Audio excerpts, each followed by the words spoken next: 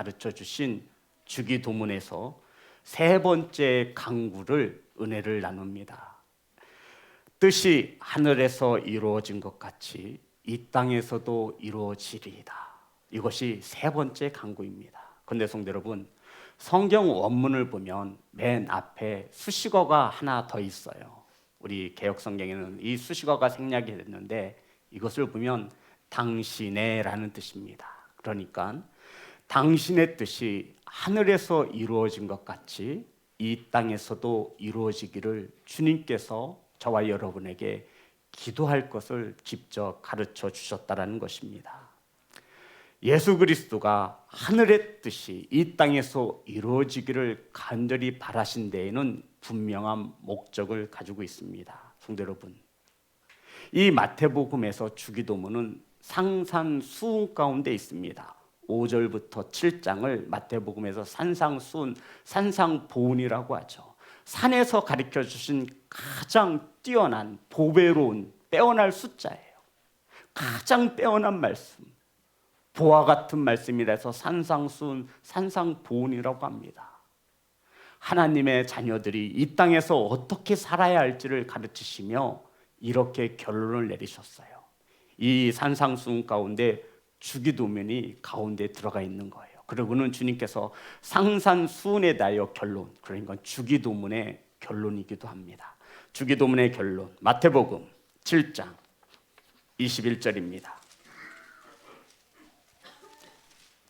마태복음 7장 21절 다 같이 합독합니다. 시작. 나더러 주여 주여 하는 자마다 천국에 들어갈 것이 아니요 다만 하늘에 계신 내 아버지의 뜻대로 행하는 자라야 들어가리라. 아멘.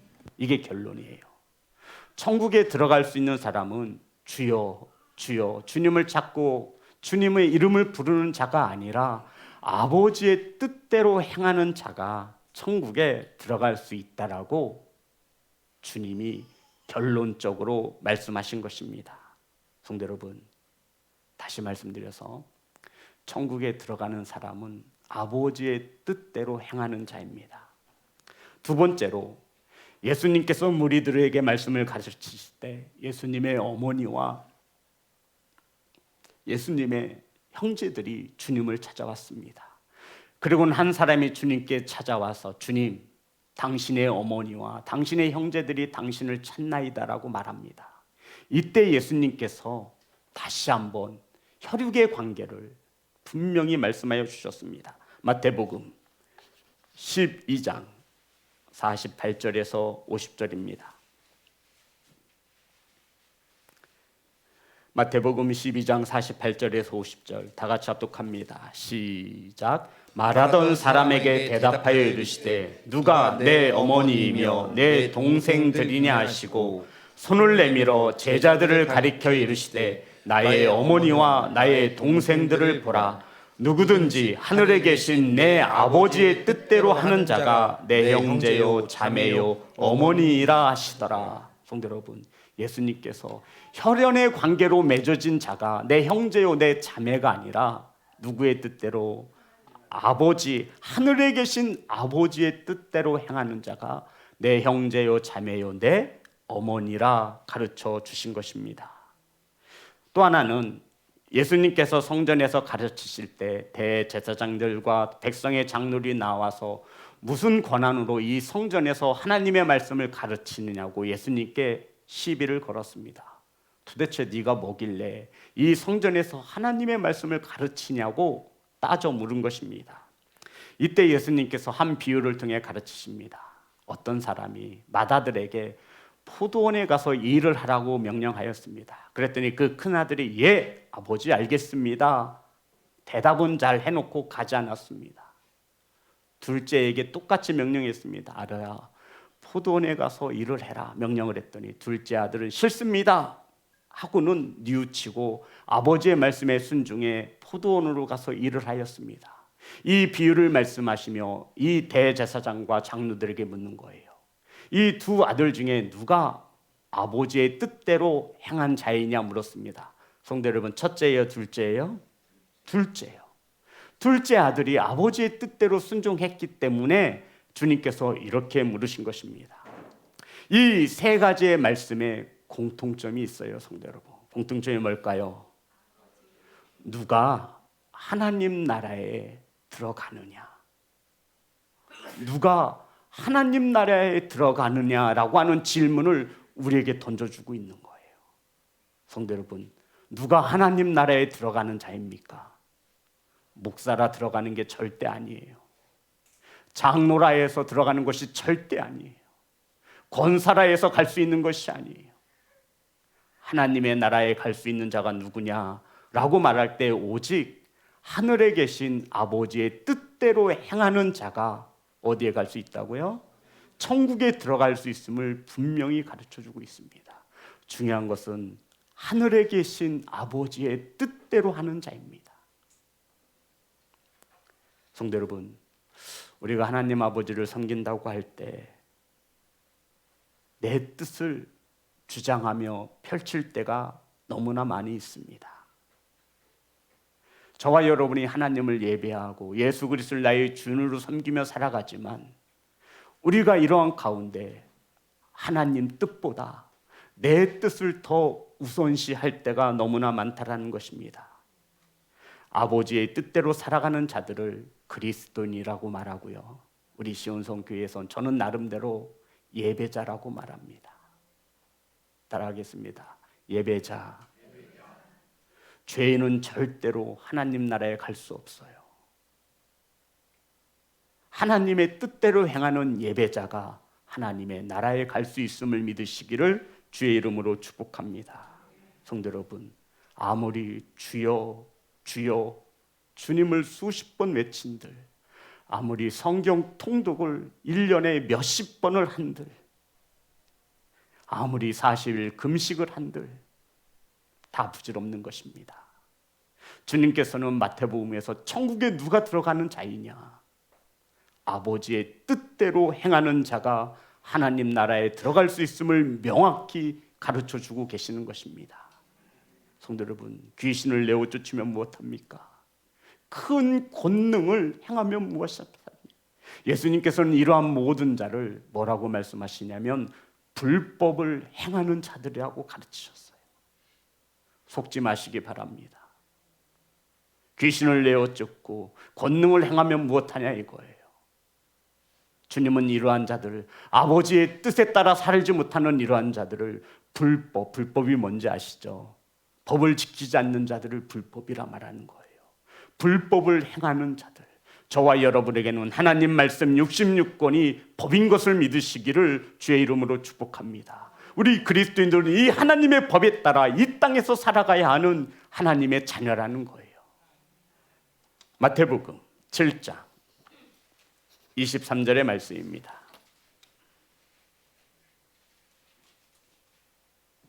다 같이 한 목소리로 합독합니다. 시작. 그때 내가 그들에게 밝히 말하되 내가 너희를 도무지 알지 못하니 불법을 행하는 자들아 내게서 떠나가라 하니라.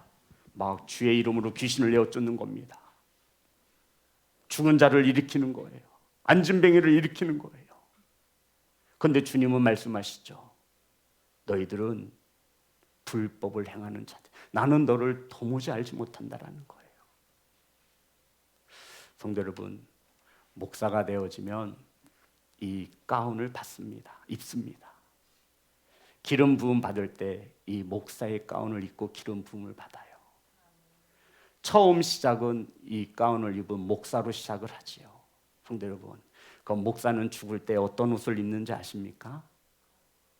이것이 수의가 되어지는 겁니다. 목사는 죽을 때 이 옷을 입고 관속에 누워집니다. 이런 뜻을 가지고 있어요. 하나님의 뜻을 이 땅에 전할 때 하나님의 뜻에 부끄럽지 않게 살라라는 거예요. 이 뜻을 입히고 목사가 되어지고, 목사가 죽을 때는 이 옷을 입고 죽습니다. 하나님 앞에 섰을 때 너는 얼마나 이 땅에서 하나님의 뜻을 성도들에게 온전히 바르게 선포하고 가르쳤느냐? 너의 삶은 어떠한 삶을 살고 이 땅에서 지금 이 나라에 왔느냐라고 묻고 있는 것입니다. 사랑하는 예배자 여러분, 아버지의 뜻 앞에 저와 여러분의 뜻을 꺾는 진정한 예배자가 되시기를 주의 이름으로 축복합니다. 오늘 본문의 말씀 마태복음 6장 10절입니다. 이어지고 있는 말씀이에요.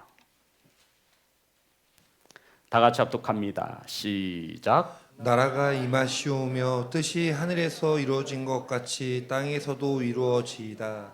성도 여러분, 이 강구는요, 저와 여러분의 기도의 방향성을 가르쳐주고요, 삶의 목적을 가르쳐주는 기도입니다. 이 말씀 세 번째 강구 속에는 저와 여러분의 삶의 방향을 나타내주고 저와 여러분의 기도의 목적성을 가르쳐주고 있는 아주 귀한 말씀입니다. 주님이 가르쳐주신 주기도문은 내 뜻을 내세우고 내 뜻을 아뢰는 기도를 주님께서 가르쳐주신 적이 한 번도 없어요. 하늘에 계신 아버지의 뜻을 이 땅에 이루어 드리기를 원하여 주님이 저와 여러분에게 직접 가르치신 기도인 것입니다. 성도 여러분, 내 기도가 어떤 방향으로 가야 할지, 내 신앙의 본질이 어떤 삶을 이 땅에서 살아가야 할지를 가르쳐주고 있는 말씀이에요. 우리가 흔히 기도한다라고 말할 때 나의 필요에 집중할 때가 많습니다. 당장 내 긴급한 뜻이 있어, 내 기도 제목이 있어, 하나님 내 뜻대로 좀 이루어 달라고 하나님 앞에 기도할 때가 많다라는 것입니다. 하지만 우리는 이 주기도문 앞에 정신을 바짝 차려야 합니다. 주님은 직접 가르쳐 주시며 너의 뜻을 구하라고 우리에게 가르쳐 주신 기도문이 어디에도 없어요.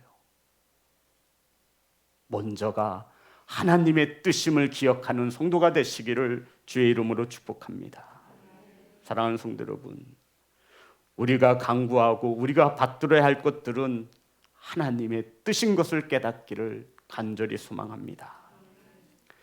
내 인생이 내 것이고 내 몸과 영혼도 내 것이라 여기신다면, 내 자녀들 내 것이라 여기신다면, 저와 여러분의 건강 내 것이라 여기신다면 우리는 이 주기도문을 통해서 하나님의 뜻을 이루어 드리기 위한 주님의 것임을 고백할 수 있기를 소망합니다. 주님이 가르쳐 주신 것이 이거예요. 네 인생의 주인이 네가 아니라 하늘에 계신 아버지인데, 우리들은 하나님 아버지의 뜻을 이 땅에 이루어 드리기 위하여 살아가는 하나님의 나라 천국 백성임을 가르쳐 주시는 것입니다.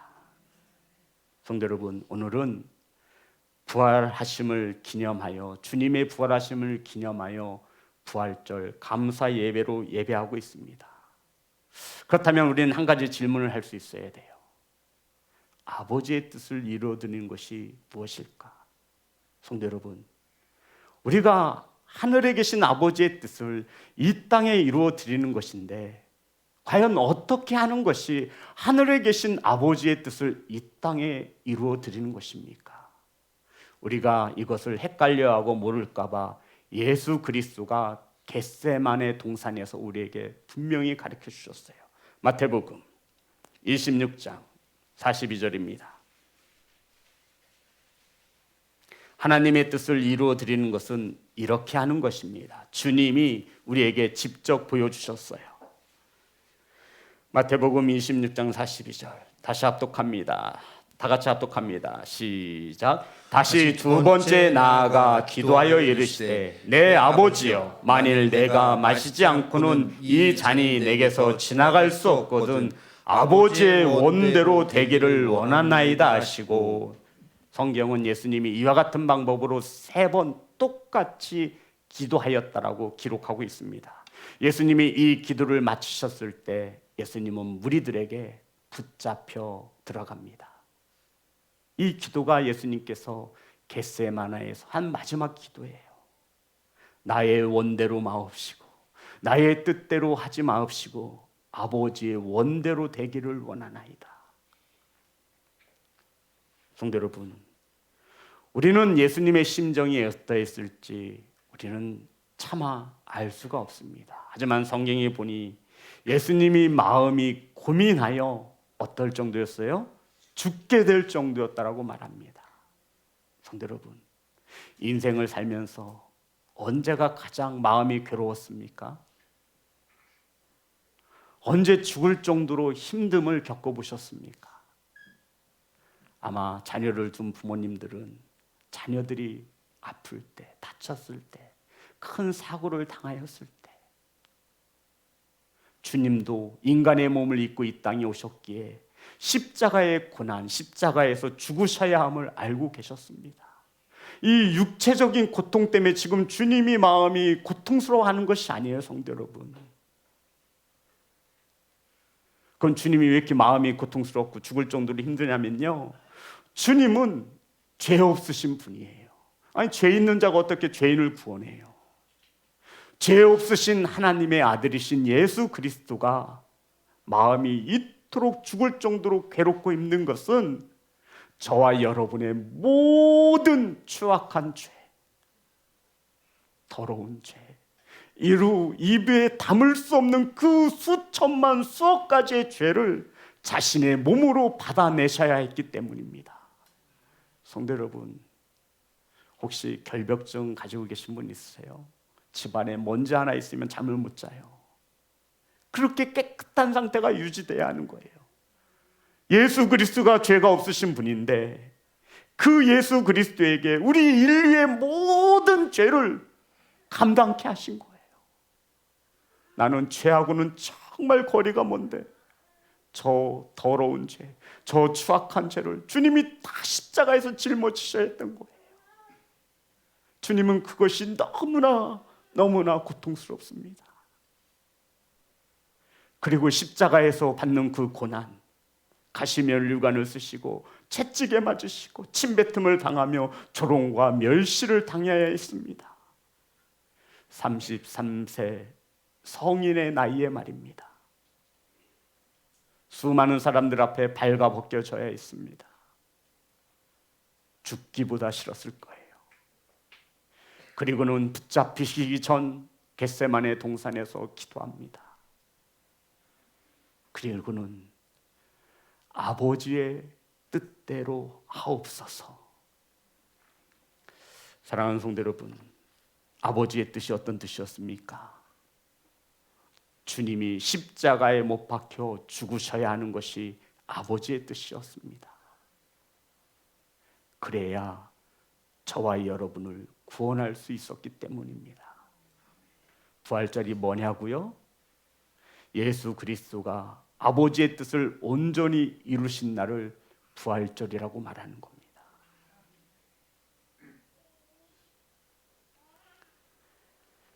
예수님이 아버지의 뜻에 순종함으로 아버지의 뜻이, 하늘에 계신 아버지의 뜻이 어디에서 이루어진 거예요? 이 땅에 이루어진 것입니다. 다시 한번 정리합니다. 예수 그리스도가 하늘에 계신 아버지의 뜻에 순종함으로 아버지의 뜻이 어디에 임하는 거예요? 이 땅에 이루어진 것을 부활절이라고 말하는 겁니다. 그렇다면 성도 여러분, 왜 제자들은 주님이 십자가에 못 박힐 때 다 도망갔을까요? 왜 모두 다 주님을 부인하고 버릴지라도 베드로 3번씩이나 호언장담했습니다. 모두 다 주님을 떠날지언정 나는 떠나지 않겠습니다. 3년 반 동안 주님과 한 입을 덮고 한 곳에서 먹고 자고 살았던 제자들, 모두 다 주여 나는 주님을 사랑합니다. 나는 주님밖에 없습니다. 나는 주님의 제자가 될 것입니다. 수없이 고백했지만 그들 앞에 어려움이 임하자 그들은 모두 다 주님을 부인하고 도망쳤습니다. 성도 여러분, 이것은 제자들의 이야기가 아니라 신앙생활을 10년, 20년, 30년, 40년 평생을 해온 저와 여러분의 이야기입니다. 왜 우리는 신앙생활을 한다고 하면서 다른 사람의 말 한마디에, 행동 하나에 시험에 들렸고 상처를 받는 것입니까? 왜 우리는 늘 죄 앞에 무릎을 꿇고 성장하지 못하고 변화하지 못하는 것입니까?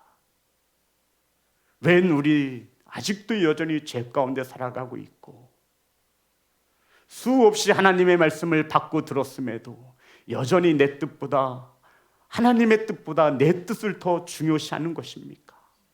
왜 우리는 변화되지 못하고 왜 성장하지 못하는 것입니까? 왜 주님을 따랐던 제자들은 왜 예수님을 부인하고 도망하는 것입니까? 마태복음 26장 40절 41절입니다.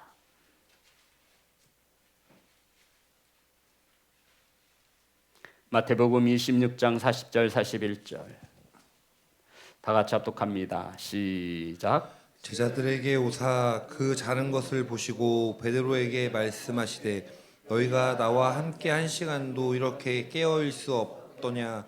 시험에 들지 않게 깨어 기도하라. 마음에는 원이로되 육신이 약하도다 하시고. 예수님은 제자들과 함께 겟세마네 동산에 오르셨습니다. 특별히 베드로와 야고보, 요한은 늘 옆에 두셨죠.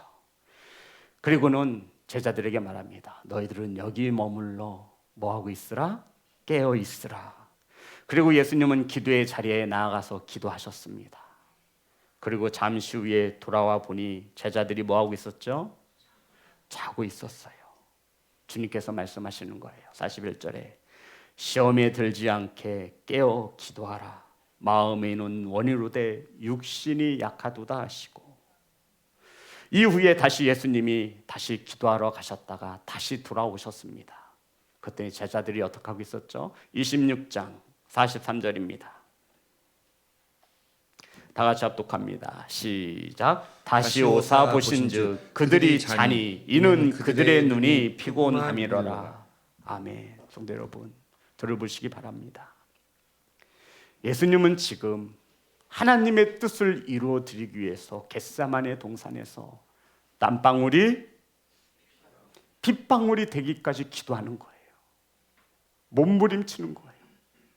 하기 싫은데 해야만 하는 거예요. 그것이 아버지의 뜻인 것을 알고 있어요. 사랑하는 성도 여러분, 저와 여러분은 아버지의 뜻을 분명히 알고 있습니다. 모르시는 분은 오세요. 제가 1대1로 정확히 가르쳐 드리겠습니다. 이 중에 아버지의 뜻을 모르는 자녀들은 없어요. 우리 주송이도 알아요. 아버지의 뜻이 무엇인지 모르겠거든 저에게 찾아오세요. 주님은 그 뜻을 이루어 드리기 위하여 땀방울이 빗방울이 될 정도로 기도하고 있습니다. 근데 제자들은 자고 또 잡니다. 근데 성경의 저자는 제자들의 육신의 연약함이 피곤해서라고 말하지 않고 있어요. 뭐가 피곤하고 있는 거예요 지금? 성경을 보세요. 뭐가 피곤해 있대요? 몸이 피곤해야 되는데 뭐가 피곤해요? 뭐가 피곤하대요? 눈이 피곤한 게 뭐예요? 아이고, 눈이 좀 피곤하니까 마사지를 좀 이렇게. 아니, 눈이 피곤한 눈이 도대체 어떤 눈이에요? 성도 여러분, 제 눈 피곤해 보이나요? 성경의 제자들은, 이 성경을 쓴 저자는 말하는 거예요. 마태는 말하고 있는 거예요. 예수 그리스도의 제자들이 지금 몸이 피곤한 상태가 아니에요.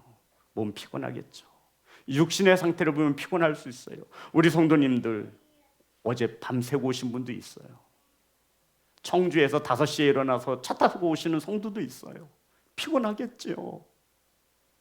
근데 성경은 말해요. 제자들이 뭐가 피곤해요? 눈이 피곤함이더라. 성도들은 무엇을 말하는 거예요? 깨닫기를 소망합니다. 지금 무엇이 피곤해? 지금 무엇이 피곤한 상태예요? 몸이 아니라 우리의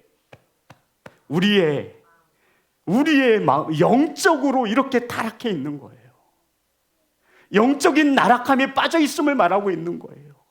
주님은 하늘의 뜻을 이루기 위하여, 하늘에 계신 아버지의 뜻을 성취하기 위하여 땀방울이 빗방울이 되도록 기도하고 있는데, 제자들은 영적인 깊은 잠에 빠져 있는 상태를 성경은 우리에게 조명해 주고 있는 것입니다. 사랑하는 성도 여러분, 제자들 영적인 상태는 자고 있는 상태예요.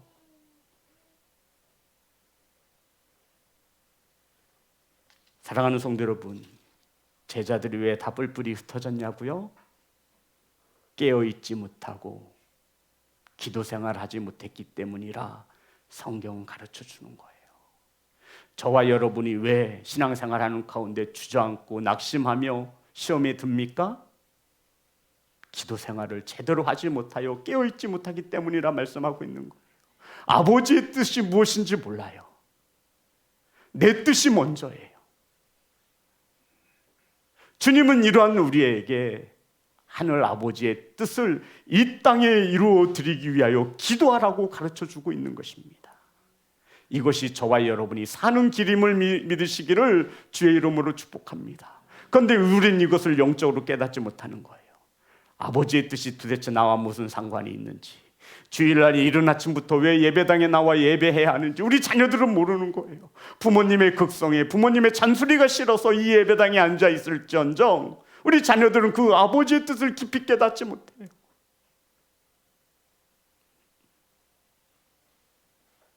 사랑하는 성도 여러분, 예수 그리스도가 십자가에 못 박혀 죽으심으로 예수님은 하늘에 계신 아버지의 뜻을 이 땅에 온전히 세워주셨습니다. 예수 그리스도가 부활하시고 하늘로 올라가시며 그레이트 커미션, 제일 큰 명령, 우리에게 요구하시는 것이 있어요. 그게 뭐예요? 땅끝까지 이르러 복음을 전하는 거예요. 모든 민족을 무엇으로 삼아? 제자로 삼아 예수 그리스도의 이름으로 세례를 주고 모두한 분방 곳을 가르쳐 지키게 하라. 이것이 주님이 우리에게 주신 사명이에요. 모든 족속을 제자로 삼고요, 예수 그리스도의 이름으로 세례를 주고요, 그들에게 말씀을 가르치고 지켜 행하게 하라고 하셨어요. 우리는 이 아버지의 뜻을 이어받아 오늘 이 시대에 교회를 세우고 성도들이 되어 이 땅에 살아가면서 누구의 뜻을? 아버지의 뜻을 이루어 드리는 겁니다. 그래서 복음 전하고 전도하는 거예요. 성도 여러분, 어제 늦은 시간까지 남아서 식사 준비했어요, 우리 사랑하는 성도님들이. 그리고 오늘 계란도 준비했어요. 아버지의 뜻이랍니다.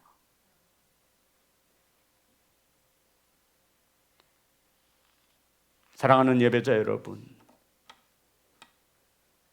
하늘에 계신 아버지의 뜻을 이루어 드리는 교회와 성도가 되시기를 주의 이름으로 축복합니다. 자, 그러면 우리는 하나의 질문을 가져야 돼요. 아버지의 뜻이 무엇일까? 아버지의 뜻, 성도 여러분, 아버지의 뜻입니다. 데살로니가전서 4장 3절입니다. 데살로니가전서 4장 3절.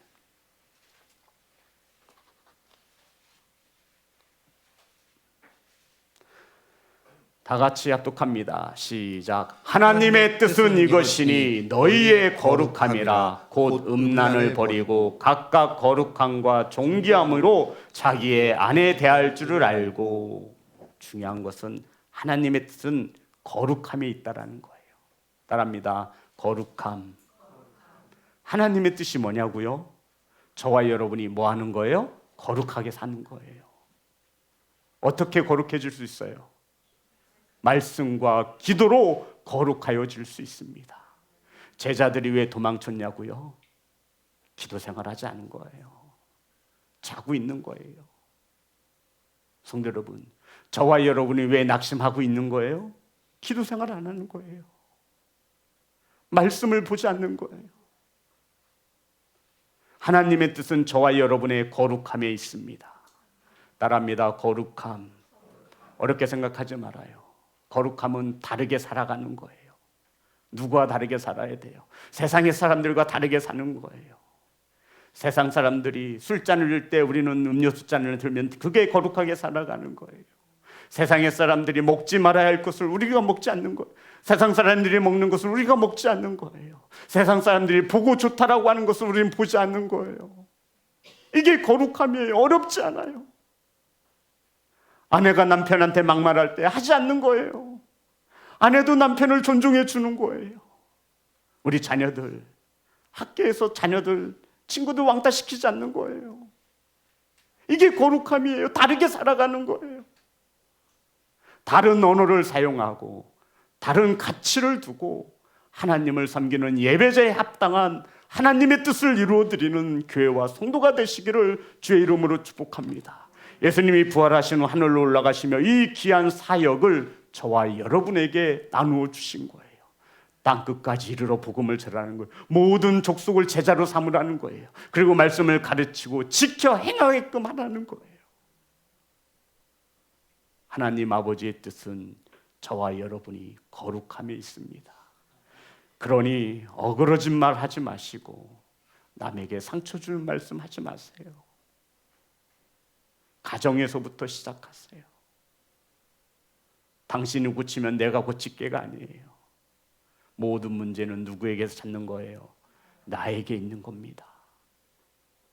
우리는 이 시간 이후로 거룩하게 살기로 작정할 것입니다. 다르게 살아가시기를 주의 이름으로 축복합니다. 데살로니가전서 5장 18절 하나님의 뜻입니다.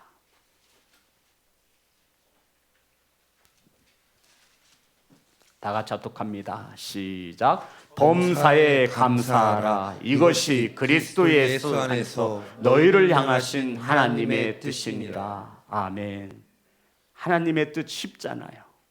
하나님 절대 우리에게 어려운 것을 요구하지 않습니다. 따라합니다. 범사에 감사하라. 특별한 날에만 감사하지 말고 우리 일상에서 감사하라는 거예요. 따라합니다. 감사합니다. 우리 자녀들 따라합니다. 감사합니다. 부모님들에게 감사하다라고 고백하세요. 눈에 보이는 육적인 부모에게도 감사를 고백하지 못하면 눈에 보이지 않는 하나님께 어찌 사랑한다, 감사한다 고백할 수 있어요. 주성아, 부모님한테 감사해 그 바래. 감사해야 돼요. 분명히. 이것이 하나님 아버지의 뜻입니다. 사랑하는 성도 여러분, 영적으로 깨어 있어 하나님의 아버지의 뜻을 이 땅에 이루어드릴 수 있기를 기도하시는 교회와 성도가 되시기를 주의 이름으로 축복합니다. 게으름을 이기고 나태함을 이기고 우상을 이기고 하나님의 뜻을 이 땅에 세울 수 있기를 주의 이름으로 축복합니다. 우리의 뜻을 꺾는 것이 신앙생활입니다.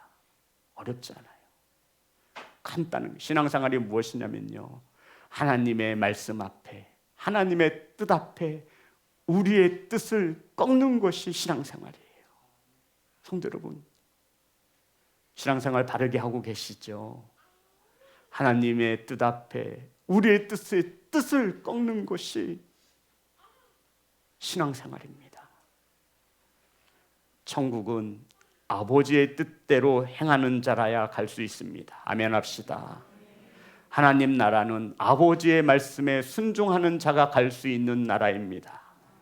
사랑하는 성도 여러분, 하나님의 뜻을 이 땅에 이루어 드리기 위해 저와 여러분이 해야 할 것이 있습니다. 첫 번째, 기도해야 합니다. 두 번째, 예배에 목숨을 걸어야 합니다. 세 번째, 말씀 앞에 순종하시기 바랍니다. 네 번째, 복음을 전하시기 바랍니다.